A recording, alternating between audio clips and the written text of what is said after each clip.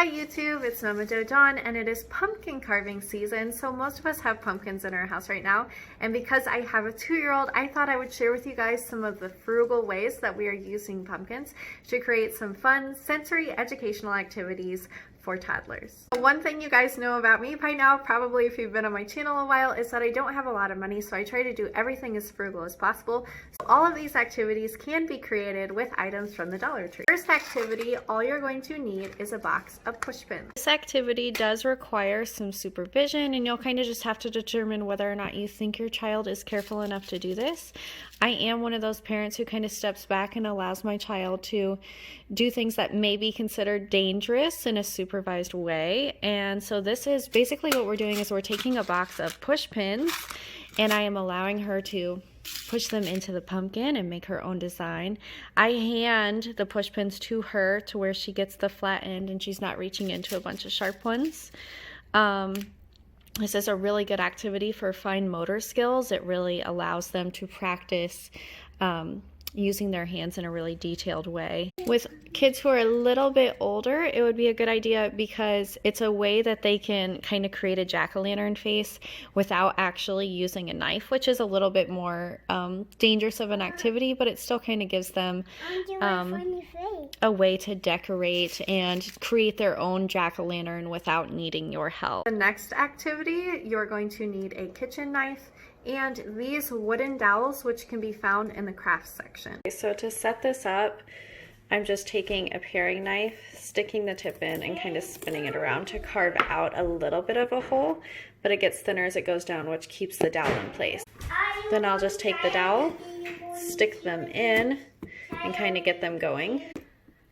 And then you just let them use this rubber mallet and pound them on it. And this is just a fun way to keep them entertained. I just put them all around the top so Charlotte could kind of get an easy angle and she was able to move around the pumpkin and just pound the dowels in. And the great thing about this is you should be able to pull the dowels out and do this about 3 times before the holes start to wear out to where they really can't keep the dowels in place. And you can always carve more holes as well if your child really enjoys this activity. Good job, Charlotte Lou. The next activity is to take washable markers and have your kiddo draw all over the pumpkin. And then once they are finished drawing on the pumpkin, or you as the adult can even make the mess on the pumpkin, they can then take the pumpkin. This is one you won't want to have carved beforehand. Leave this one completely raw. And then they can wash it in the sink or the bathtub or a tub.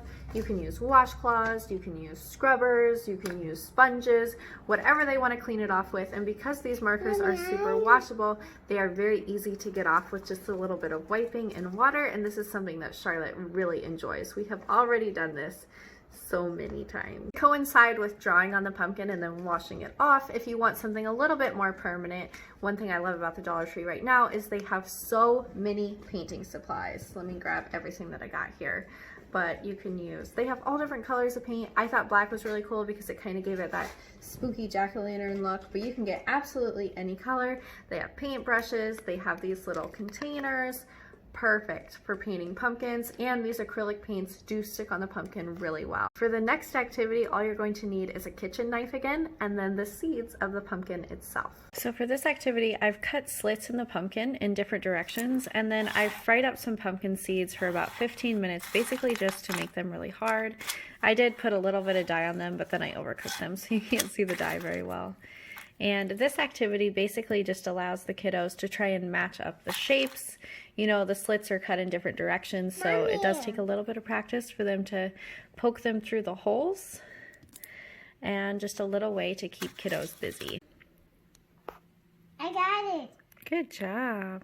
And those are the 6 different ways that Charlotte and I are utilizing our pumpkins to the fullest extent and making sure that we have a ton of fun with them. If you guys are interested in seeing more frugal ways that we are living our life as affordably as possible and also trying to be low waste along the way, or if you're just interested in seeing everything that my single mom life involves, I would love to have you come. I love having you guys here, and as always, thank you so much for watching. I'll see you in the next one.